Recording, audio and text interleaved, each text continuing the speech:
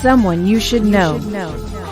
A program about people you know and even more that you don't.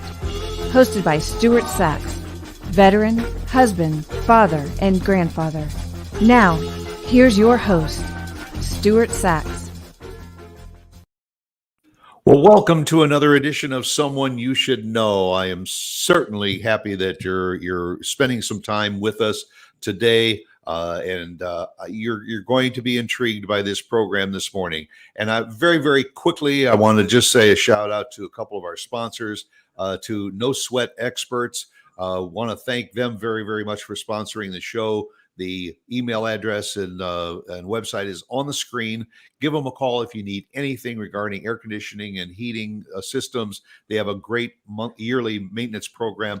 Check them out. And also to my very good friend, Irving Chung, who is a franchise consultant. If you've ever given any thought to getting into the franchise business, large or small, reach out to Irving. He can help you, guide you, give you all the information that you may need. The consultation is free. Again, thank you very much for being here. I have an incredible guest with me this morning. I'm going to get him right into the show. Frank DeMasi is joining me this morning. Frank, I am absolutely honored to have you with us. Thank you very much. I'm honored to be here. Frank is a retired detective with the New York City Police Department, and was at Ground Zero that fateful day 20 years ago. Frank, I got to apologize to you right at the get-go because I'm going to lose it a little bit during this show because I am so in awe of what you and your brothers and sisters did on that day, and are still educating and sharing those events with the public. As you have said in our conversations, sometimes you're reaching out to people that weren't even around 20 years ago, and they're the ones that need to know. But you were a detective with the New York City Police Department. Did you always want to be a policeman? I did. So not only did I want to be a police officer, but I always wanted to be in this unit called emergency service. I had a cousin that was in the unit when I was a little kid. And I just remember seeing all the equipment and all the jobs they would go on. And these are the guys that climb the bridges after the jumpers. And when somebody's struck by a train, they climb under the train. And I mean, it's kind of like, it's not, we never called it a SWAT team, but we did rescue work and tactical work. And I was always intrigued by that. So yes, I always wanted to be a cop, and I always wanted to be in emergency service. And when you say emergency service, this is not just your everyday unit. You said they are like the Navy SEALs of the New York Police Department, and a very small percentage of New York police officers are in that ESU. Yes, it's about 1% of the department. So at any given time, if there's about 37,000 cops in New York City, there's about 370 to 400 in emergency service. It is it's a very well-trained unit with individuals who are highly motivated, and they work as a cohesive unit. And it's just the amount of training that we go through and the amount of equipment that we have that we're trained on that makes it such a special unit. And of course, you're trained to respond to these situations, but you never anticipate that you're ever going to have to put that training to use. Well, we do. Yeah, but not to the level of what happened on September 11th. In that regard. Yeah. Like you say, talking down potential suicides, storming maybe hostage situations and things like that. That's what the unit is trained to do. But certainly what happened almost 20 years ago, just shy of 20 years ago now, was something that you and your brothers and sisters probably never anticipated you were ever going to have to do. No, never. And so I'm going to bounce around a little bit because I want to cover a lot of territory today. So take us back 20 years ago. Where were you on September 11th in 2001? You and your unit? So on September 11th, 2001, I was patrolling in Brooklyn, right near the Williamsburg Bridge, which is right across the East River from Manhattan. And as a matter of fact, from certain parts of the area I was working in Brooklyn, you have a bird's eye clear shot view of the World Trade Center. So we were in Brooklyn. The call came over that the first tower was struck. We knew we were going, me and my partner, and we turned the block of, so in emergency service, we have what's known as quarters. It's almost like a fire department. So we have quarters that we turn out of. That's where all of our trucks and our equipment is. And that's where our quarters is. So when we turned the corner, we were coming from Queens that day to Brooklyn. It's hard to get into, but in emergency service, we do what's called flying. So what that means is you may be assigned to a certain area and you fly for the day to a part of the city where there are low personnel. So that day I was assigned to Queens. We got assigned to Brooklyn because there was only 2 guys working in Brooklyn. So we were heavier in Queens, so they sent 2 of us to Brooklyn. So when we got to Brooklyn, I had an unloaded vehicle. It was just used for transport. As I got to quarters, I noticed Sergeant Gillis, who was leaving quarters, and he is one of the 23 heroes of the NYPD who got killed on September 11th. And as he was leaving, he yelled to me and my partner, Frank, Jimmy, come with me. I have a vehicle here. I'm shooting over the Williamsburg Bridge into Manhattan. I said to him at that point, Rodney, what kind of load do you have on that vehicle? What kind of equipment do you have? He said, it's unloaded. He said, we'll worry about equipment when we get to Manhattan. Now, normally, when a supervisor, he was a sergeant, I was a police officer. Usually when a supervisor gives you an order or gives you a directive, you just follow it.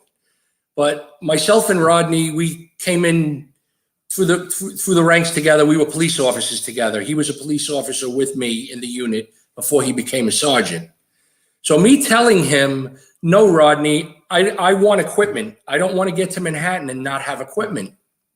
You have to turn around and come back if it needed. Well, we could have got equipment in Manhattan, but I knew when we got to Manhattan, the walking wounded would be coming up to us, and I wanted to have equipment with me. So it wasn't out of the norm that I told him no, and there was no disrespect. He understood it. He respected me. I respected him. So his response was, no problem. I'm going on ahead, and I'll meet you when we get to Manhattan. So at that point, we loaded our vehicle with our personal equipment.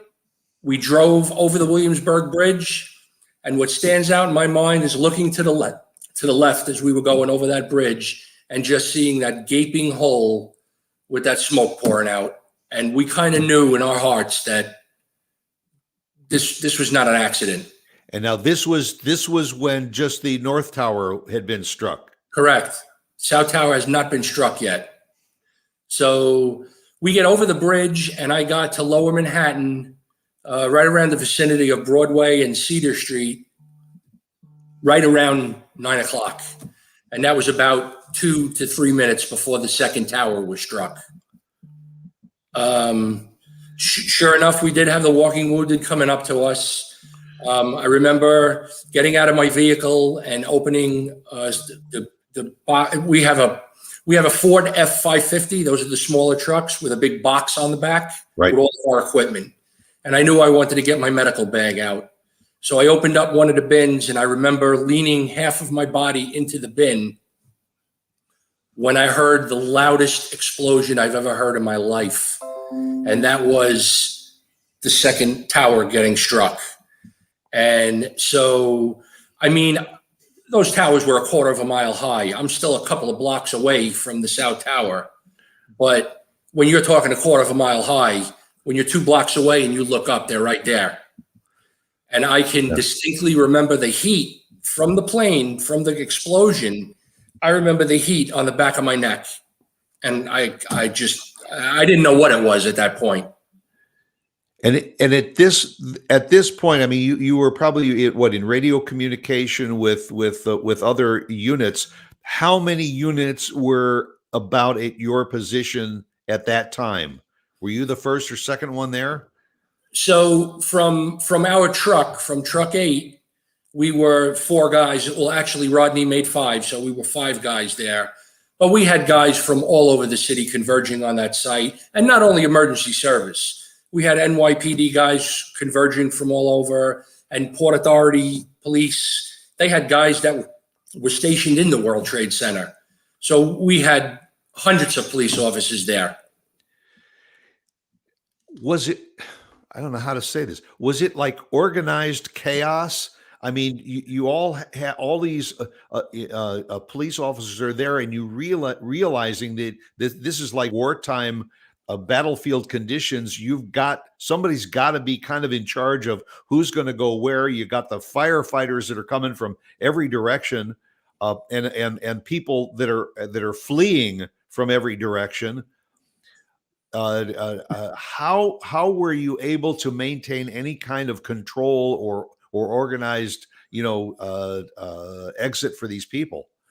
So it is funny you say that about decisions that had to be made, because we are a paramilitary organization. The whole police department is, and you follow orders, and you work as a unit and with supervisors. And so when we got to Lower Manhattan, there was no supervisor with us. I did make Rodney a promise that when I got down to Lower Manhattan, that I would try to raise him on the radio.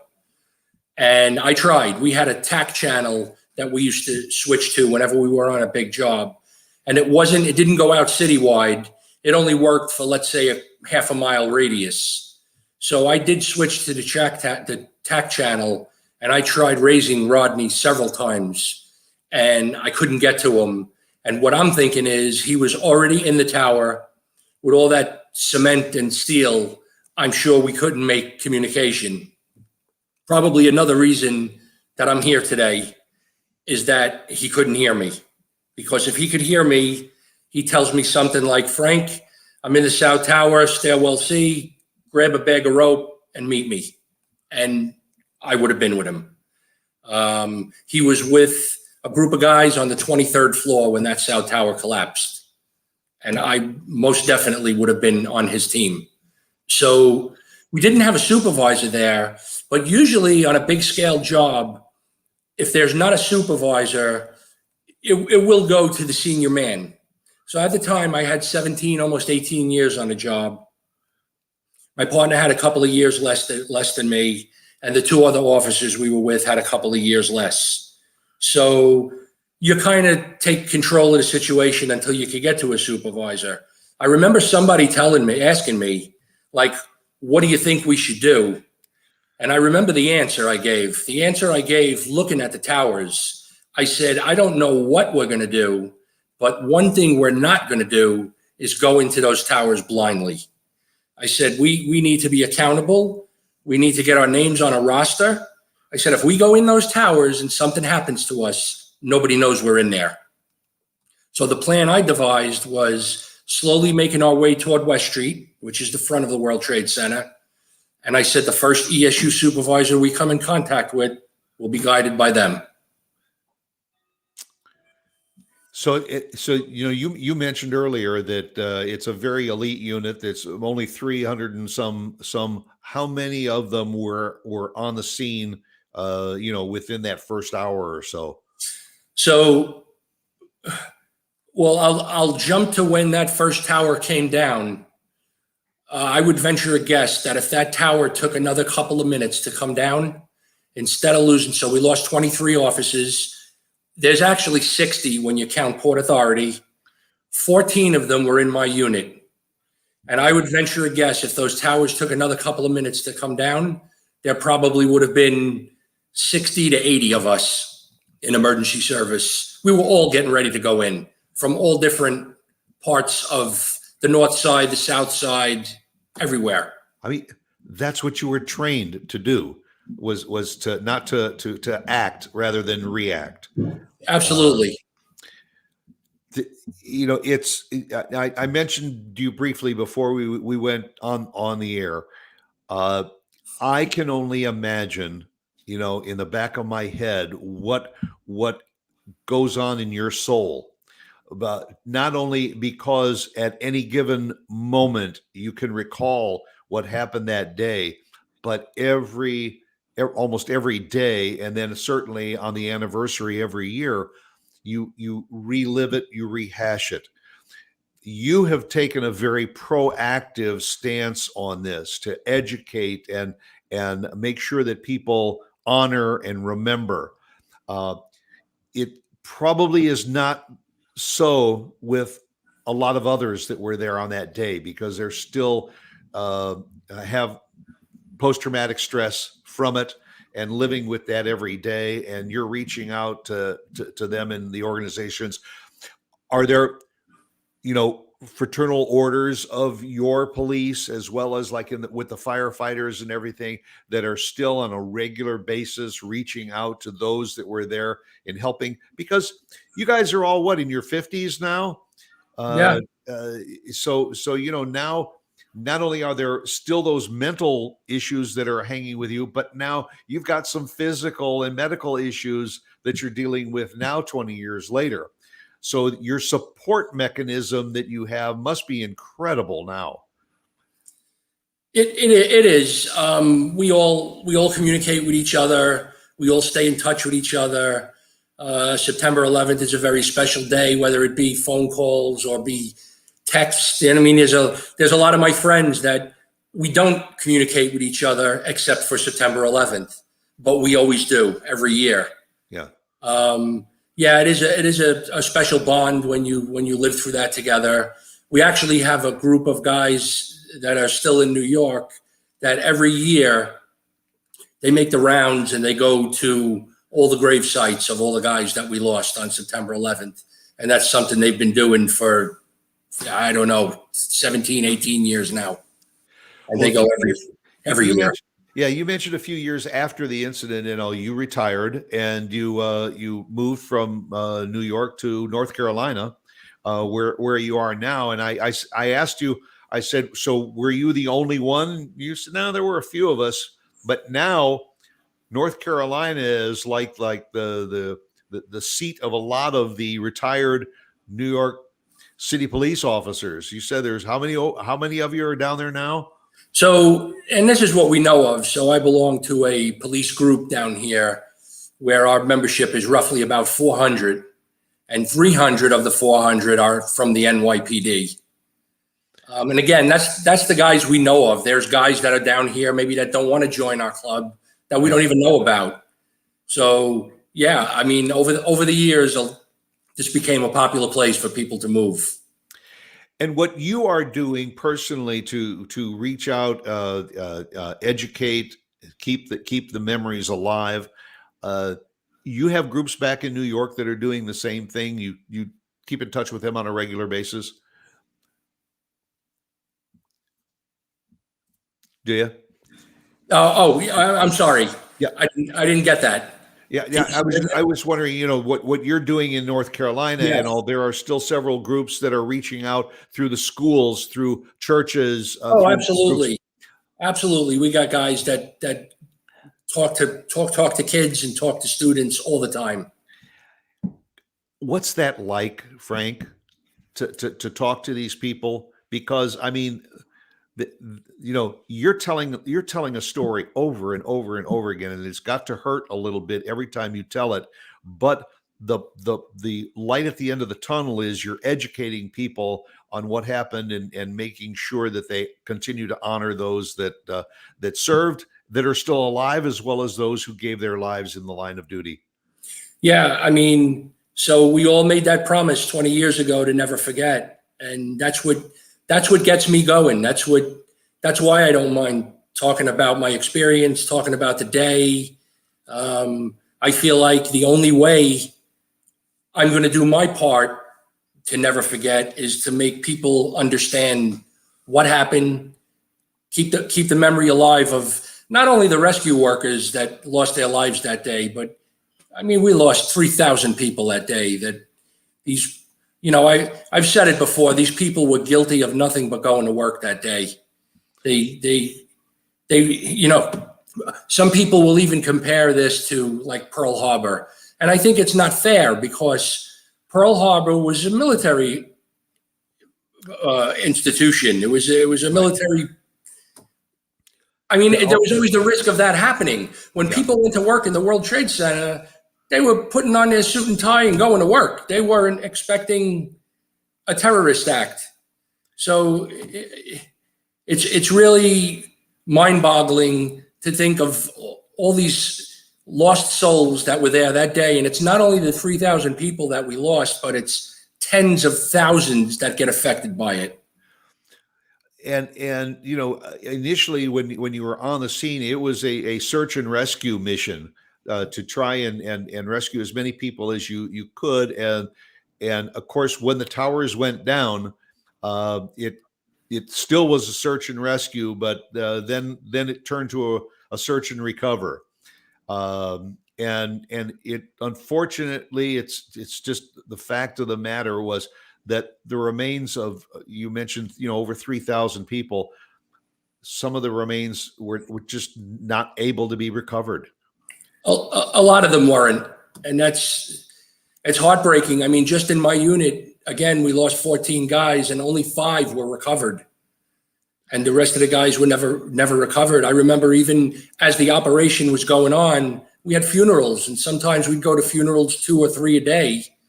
And I remember going to funerals where they buried an empty casket because they had no remains. And that was very, very surreal. How often do you get back to New York now? Not often. Every couple of years I go back. I have gone back and I took a tour of the Freedom Tower, which is spectacular. And I have gone several times to the memorial, and 2 times I've been to the museum, which I think every American should see. They did really a great job on it. Now, is that the museum that's over on Long Island? No, the museum at the World Trade Center. Oh, okay. Because you mentioned in some of the information that you sent me about a memorial that's on Long Island that a lot of people don't know about. And for those that are going to New York, and one of the things on their bucket list is to visit the World Trade Center and the museum and the reflecting pool and all, inform and educate people on what this monument is over on Long Island. Yeah, it's a group of people that made this beautiful monument, and a lot of our guys, a lot of firefighters, and a lot of police officers lived on Long Island, so that's why they decided to make this memorial on Long Island. Was that that's the first responders memorial? Yes. Right. Yeah. And honestly, this was the first I had heard about it too. So it's something that I definitely want to visit. You mentioned recently that you addressed a school of students, and it had kind of a particular meaning to you because none of them were alive when this happened. Were they riveted to your story? Were they inquisitive about it? Yes, they were. I showed a short film on September 11th. I spoke about my story of the day and what I went through that day and what I witnessed. And then I opened the floor to questions afterwards. And yes, they were very inquisitive. But I didn't realize until I was speaking with them, and this was a couple of years ago, that I did this at a high school. So, these are high school seniors that are like 17, 18 years old. And yeah, it shocked me when I realized that, wow, this is the first time I'm ever speaking about September 11th to a group of people that weren't born on that day. And it just took me back when I realized that. Was it just the students, or were there parents in the audience also? No parents, but there were faculty. Yeah. And students. It's got to be something, and we'll hopefully, and I imagine that that's part of your mission is to educate those 18-year-old students so that they turn around and 5, 10, 15 years from now, they are educating their children and making sure that the events of 9/11 isn't just something that is taught for an hour or two in the schools, that is something that is remembered and memorialized. And I think I also want to make sure that we let the audience know that while you were an instrumental part of what happened at Ground Zero at the World Trade Center, that there was also an attack at the Pentagon. And I have a personal connection to the plane that went down in Shanksville, Pennsylvania, because one of the passengers on that plane was the sister of the co-host of one of my other shows. Oh, wow. And we're thinking about Lauren Catuzzi-Gridkolis, who was credited with being one of those passengers that overtook the hijackers and kept that plane, which they feel was headed for the Capitol, and diverted it to the open fields in Shanksville. And so to Vaughn Loic and her family who are in Shanksville this weekend for their memorial, our thoughts and prayers are with you also. But we need to make sure that people understand that while 9/11 was the key focal point and it was the start of this horrific day, and all that there were other instances that went on, and there was also loss of life. There was also the bravery of additional first responders in those places. And it was a much broader situation than we even in golf sometimes. See, so I'm going to turn to something that I think is pretty cool, and that is that you bought a motorcycle. You bought a Harley-Davidson. And it was not just any Harley-Davidson. It was the 100th anniversary Harley-Davidson. But you could have just gotten on that Harley and driven around. But you have dedicated your soul to that motorcycle, and you have had it customized. You just mentioned briefly earlier. It reflects the names of your brothers that lost their lives. Tell us a little bit more about your bike. Yeah, so I bought it in 2003. That was right around the time I was retiring. And it was kind of a retirement present to myself. I always wanted one, and I figured, I'm getting out and I can enjoy it. So I bought it in 2003, and it did take a while. I couldn't see, it was always in the back of my mind to paint it and do a memorial for September 11th. But I couldn't get myself to paint a brand new bike that I just spent $25,000+ on. So I kind of coordinated painting it with the 10th anniversary. That's when I felt it was time for a change. And I found a painter. It was a woman that did a phenomenal job capturing what was in my heart. And she just did a great job painting this bike.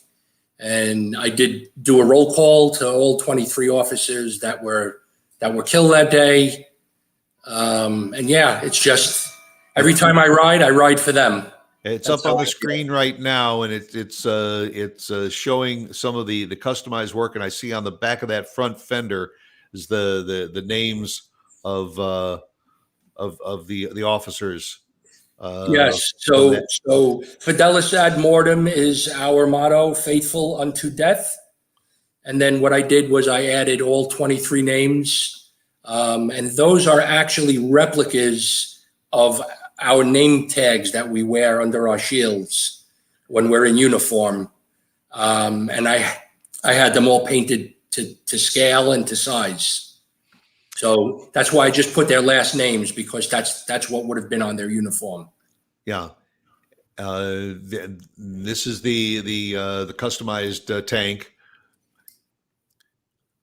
It's absolutely beautiful bike. Thank you. How long? What was the time frame? This was interesting to me. Anytime, baby. It says never forget September 11, 2001. So we kind of adopted, I'm guessing it was sometime in the late 70s. We kind of adopted the Navy Tomcat as our mascot. That was actually their motto also, anytime, baby. And again, we kind of adopted it into our unit as our motto. And I just thought that was a cool idea of the Tomcat holding up the towers. I'm not really a tattoo guy, but I wound up having this tattooed on my calf a few years ago as well. I just thought it was a cool piece of graphic art. Do you travel, around the Charlotte area and go to special events and everything with your bike to educate and show it off? A few times. Yeah, we do. But my wife also rides, and I call us weekend warriors. We go out on the weekends and tool around, and there's times where we'll stop maybe for breakfast at a diner or something. And it's funny because we'll come out and there'll be a small crowd around the bike, and they know, especially walking toward it, they'll know it's a patriotic themed bike, but it really doesn't hit home until they get on top of it and they see the art and they see the patches and the names, and then they realize what they're looking at. And it's very special. It's very special to me every time I'm on it. It's a rolling legacy. It's a story to tell, and I think that's great because every time you ride and every time you stop, more eyes are going to fall upon it, and it's going to make people remember. And I'll tell you, I've just seen photos of it, not seen the real bike, but I've seen the photos. But it's made an impression on me that I'll be able to recall at a moment's notice. Wow. It's again, every time I get on that bike, I feel like I'm riding for them. And it's funny because if I'm riding in April or May or September or October, when I'm on that bike, I'm kind of forcing people to remember when they look at that bike. So you're going to remember whether you want to remember or not. You're going to remember that day when you see that bike. It's going to make you think of September 11th. It made the investment all that more worthwhile. Yep. It is absolutely amazing. I'm very impressed. I don't want to. I'm not going to delve too deeply into this, but you mentioned that there are a lot of the police officers, firefighters, and all that have gone through some medical issues because of the results of 9/11. Have you suffered any of that yourself personally? I have some minor issues, some gastrointestinal and lungs, but I consider myself so lucky. I'm blessed. I mean, we lost so many guys, and we keep losing so many guys, and I'm just so blessed that I'm here to watch my kids grow and give me grandchildren. And what I'm going through is minuscule to what these other families have to go through in the aftermath of September 11th. Well, has that made you kind of one of those shoulders for the others to lean on? Because when they see that you have the strength and all to interact with them, you said there's almost 300 of them down in the Charlotte area. I have to imagine that some of them are starting to feel the ills of that day, because as we all get older, some of those things happen naturally, but these were kind of accelerated because of the circumstances that you were under. You have adequate care there, and you talk to each other about it and support each other over it. You're each other's support group. We do. They're a great group of guys that are down here. So my story of that day is my story, and I was down there before the towers came down, but there are so many police officers that are down here that spent many months down at Ground Zero, whether it be right at the site or at the landfill. I mean, there's so many police officers that were affected by that day, and we are definitely a support group for each other. And again, I feel blessed that we do have each other to lean on. What do they tell the police officers in New York now that are serving in the units that you served in? Is there any connection between you and the guys that are in the ESO now? Yeah. The ESU, I mean.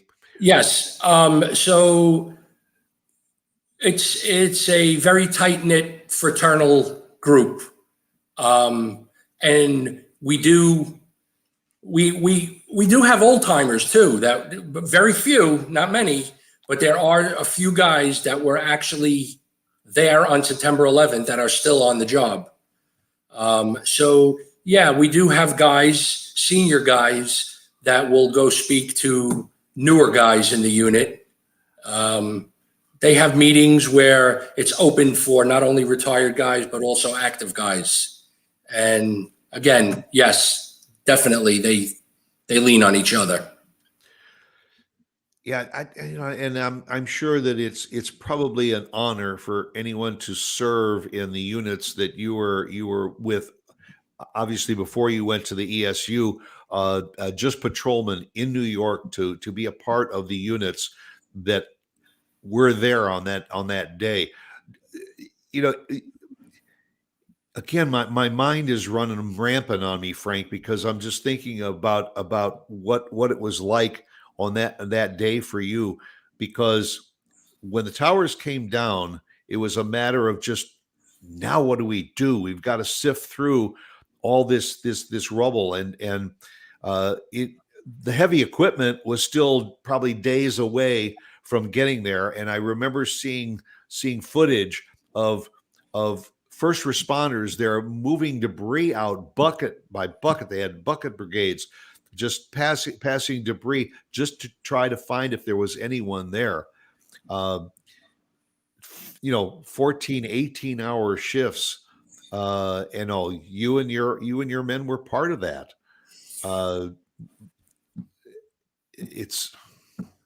I don't know what to say, Frank. Yeah, well, so I am going to bring something up. So people do ask me all the time, what's the part of the day that sticks out the most? And I will talk about after the towers came down as well. But prior to those towers coming down, the most heartbreaking part of the whole day was those poor people that were jumping, seeing countless people that, you're in a unit that you're trained to help people. And again, it's not just emergency service. It's any firefighter, police officer. That's what you're trained to do. But the feeling of helplessness of looking at these people standing at smashed windows, and you can't get to them. There was no way we can get to them. You're trying to devise a plan to go into the tower, to try to get to them.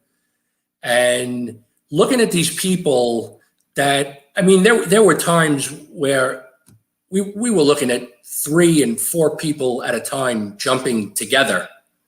It was really gut-wrenching. There was points where you couldn't even watch anymore. Again, these people, they got dressed that morning to go to work, and nobody thought in a couple of hours I'm going to be jumping out of the World Trade Center. And for you to look at that and think that what the hell was behind them, that was a better option. Could you imagine being in a position that the better option is to jump out of the 90th floor? It's just insane to think of what they were experiencing in those towers that day. Yeah, and it was a split decision because they looked at what was behind them that was burning, and wondering, is there even the slightest chance of jumping and landing on something that's going to break my fall, or staying inside and perishing in the flames. The thing that still amazes me is that the towers came straight down.